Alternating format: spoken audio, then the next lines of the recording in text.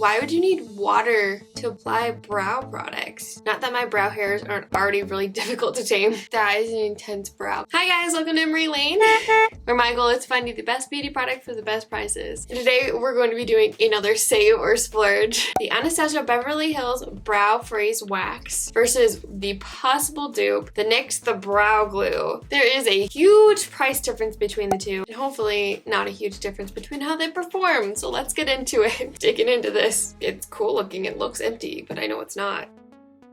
Come on, open up.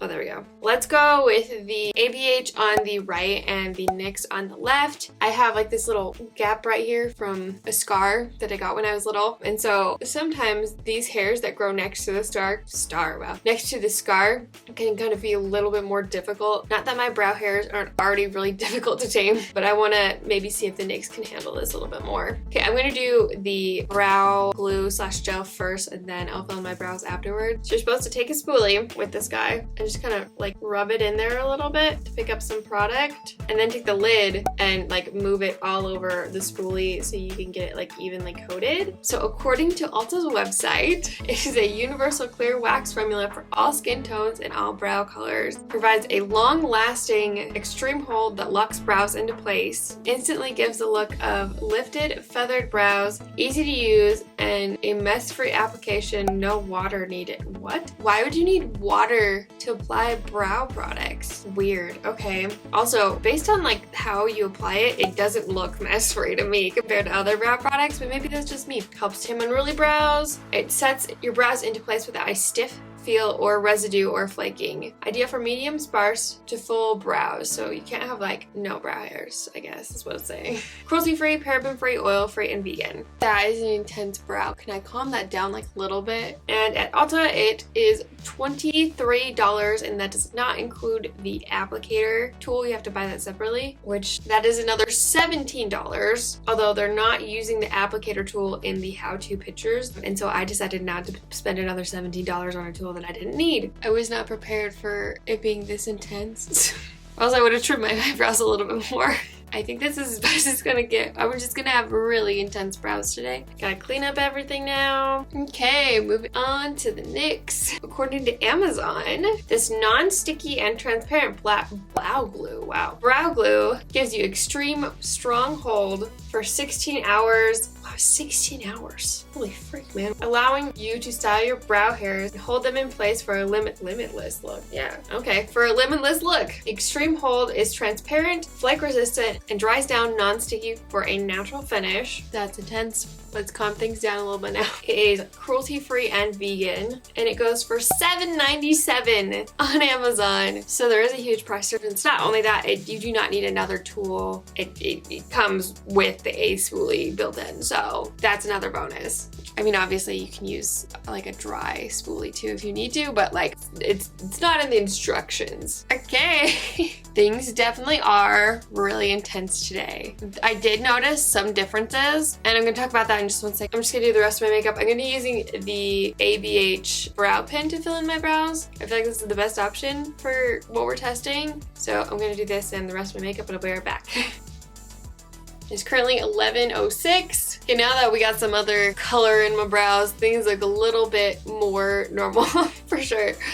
So application wise, I would say the only difference between the NYX and the ABH is you have to work just a little tiny bit harder with the NYX one versus the ABH one, but like not that much harder, not $15 in price difference worth it. They feel like the exact same. Like I could not tell a difference whatsoever, just like gently touching them. Obviously I don't want to like mess everything up. No flakiness, no weird like goopy feeling. I will say when you're applying it, some strings can happen when you first pull it out, but besides that, like it's not sticky. It's less messy than the ABH because I don't have to take it onto the lid and like rub it all in the spoolie first. I would say the only difference at this point would be how long they wear, if there's a difference at all. I'm gonna stay up as long as I can. It's going to be at least a 12-hour wear test, but more like 14 is what my goal is because I am starting off a little bit earlier than I have in the past. So now I'm gonna go about my day. I'm gonna do check in outside in natural lighting to see how things are holding up, and we'll see if the NYX one can handle the 16-hour wear. That is a long time for brow gel stuff. The ABH brow pen that I use is waterproof. It lasts all day, and so if anything gets messed up, it's because of either one of these brow gels or waxes or whatever you want to call it. So yeah, I'll see you in just a second. Okay, so it's that time of year where it's freezing in the morning, and then by the afternoon you're like sweating. I want to make sure no one else is out here so I don't look like a complete freak. Everything looks literally the exact same. Nothing's budged. I feel like this eyebrow needed to have more product right here compared to this one, but whatever. Eyebrows are twins, not sisters. That's the wrong way. Eyebrows are sisters, not twins. I'm tired, but like literally everything's perfect. I would say probably 20 minutes after I apply it, I noticed that this brow, the ABH one, kind of feels stiff when I go like this. Like you can kind of feel the product. It's not enough that I would be like, oh my goodness, it's a horrible product, it's so uncomfortable or anything like that. But like testing this kind of stuff, I try to really pay attention. But besides that, like everything exact same, feels the exact same, looks the exact same. It's amazing. I love it. But wait until the end of the video to see if it really makes it closer to the 16-hour mark, because that's kind of amazing if it can.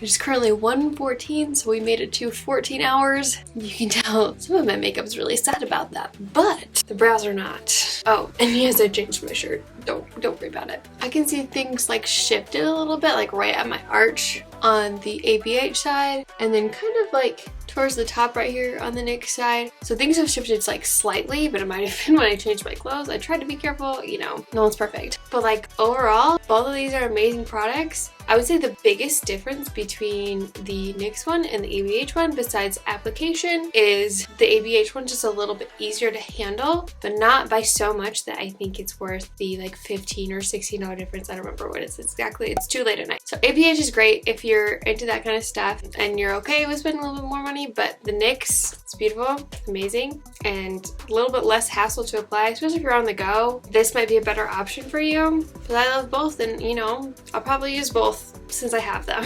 If you guys see a dupe battle between the new Rare Beauty mascara versus what is possibly a drugstore dupe, you can click right here. Everything I talked about will be listed in the description box below. Some of those links are affiliate links, so I do get a small percentage of the profits if you use my link to buy the product, but it does not affect you in any way. I love you guys so much, and don't ever forget that you are enough. Bye! Mwah!